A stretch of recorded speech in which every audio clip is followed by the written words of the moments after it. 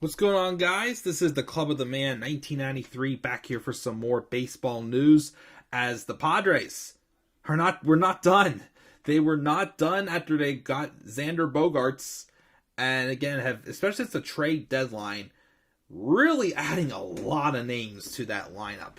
And again, this is without Fernando Tatis Jr., who as of now I believe is only going to be missing the first 20 games of the 2023 season to complete his 80-game PED suspension.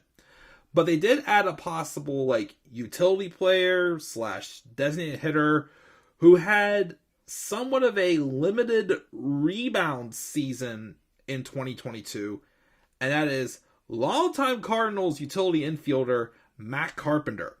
The Padres, back on December 20th, signed him to a 2-year contract, $12 million, which he can opt out after the 2023 season by declining a 2024 player option.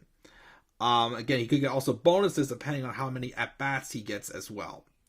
Carpenter just turned 37 in November, had a very, very remarkable limited bounce back season, I say. Between 2020 and 2021, in 418 play appearances with the Cardinals, he batted just 176.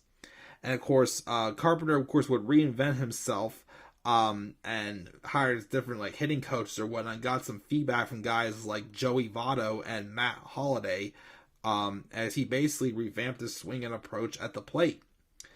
The Rangers took a chance on him and signed him to a minor league deal. He played in 21 games and batted .275, but then the Rangers would then release him just for him to be signed by the New York Yankees. And he just jumped on it in just 154 plate appearances. He hit .305, and a guy who was not always a power threat, he had 15 home runs in just 154 plate appearances.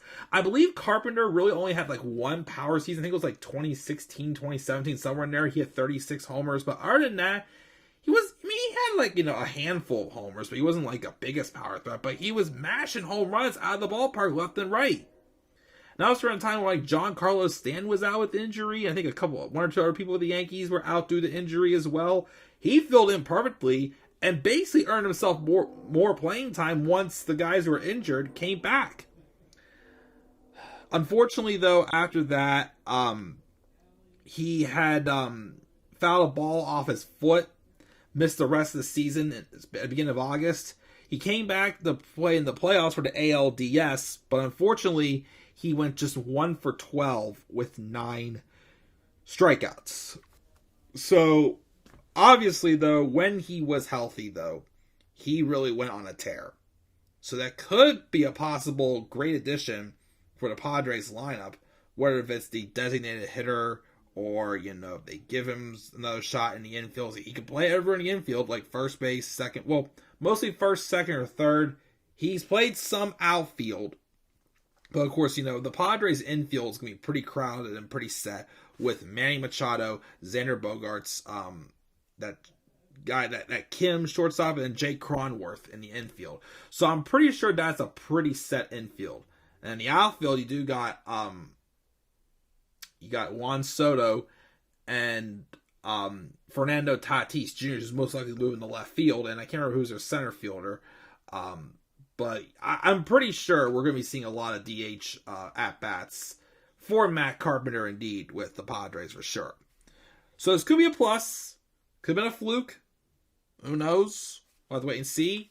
So yeah, Matt Carpenter signs a 2-year deal with the San Diego Padres, who have really put an effort into bolstering their lineup, for sure. Of course, they add a few more pitching staff members, as again, they're a lot of the people in their pitching staff seem to only be under contract for another year or two. So maybe some trade deadline acquisitions, or maybe someone else will come along in free agency that we're not even thinking about. But yeah, good sign by the Padres for sure.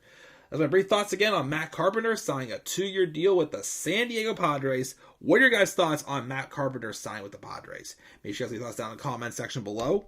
be sure as always to slap a like on the video and subscribe more content on my channel. Follow me on Twitter at the Club of the Man 1993. I'm sorry, the Club of the Man 93. And make sure as always to shout for Meatball Sub. And follow me on TikTok at the Club of the Man 1993. Until then, guys, I'm checking out. I'll catch you all later. Have a great rest of your night. Stay tuned for some more baseball news. Peace out, everybody.